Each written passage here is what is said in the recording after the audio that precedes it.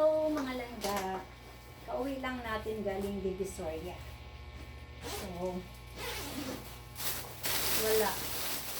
Na-board si Inday kaya pumunta akong Divisoria. Nabutan ako ng malakas na ulan kaya basa ang aking suot. Lagyan lang natin ito dito. Yan o. Basang-basa ako kanina. Ang lakas ng ulan sa my top. So, ito yung ating, wait lang, ayusin ko lang yung ating ito. So, yan. Ito lang yung mga nakuha ko. Pagpunta ko pa dun sa store, wala pang stock. Nasayang lang yung pagod ko. Dapat 12 sets yung dadalhin ko. Pero yung nakuha ko ay 1, 2, 3, 4, 5, 6, 7 sets lang ng bra yung nadala ko. Diba? Sayang na yung pagod ko. So, ito yung mga bra natin. 500 po siya, isang set.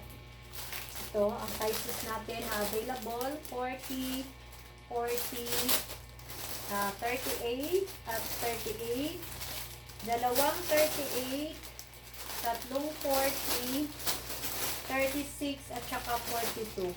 Itong 42, dalawa lang siya. Kasi wala na nga. Yung isang kulay kasi green ang pangit naman, hindi ko kinuha. So, dalawang piraso lang to. So, ito yung nakuha natin kanina. Diba? So, pamain na po sa gustong kumuha ng bra.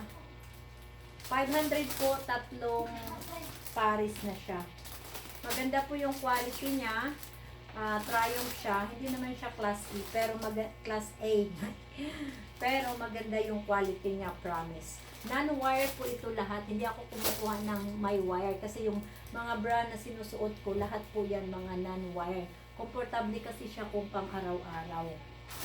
So, dahil hindi na kumpleto ang aking order, so ang ginawa ko, pumunta na ako doon sa Diretso na ako sa may Tabora. Yung Tabora, guys, doon po sa Divisoria, doon po yung lugar kung saan mo mabibili lahat ng mga paninda na tingi-tingi. Itong mga bra kasi sa sa 168 Mall. Itong mga binili kong mga hair clips doon to sa may Tabora. Yan, sa Tabora ko to binili. So, 30 lang po isang peraso. 30 pesos isang peraso nito. Yan, so dalawang style yung kinuha ko. Diba? So, yan po ang nakuha ko doon. At kumuha na rin ako, bumili na rin ako ng mga yarn. Yan. Kumuha na rin ako ng mga yarn para sa aking pen holder. Kasi yung na-order ko sa Shopee mga langga, ang pangit ng wait lang mga langga. Ang pangit ng yarn na nakuha ko sa Shopee. So, ano pa naman, dami ko pa naman in-order. So, hindi ko siya magawa kasi ang pangit. At bumili ako in-order ko sa Shopee yung ganito, yung crochet ko. Number 5. So, pinadala sa akin number 3. Kaya, ang pangit talaga ng gawa. So, ako na mismo pumunta sa store.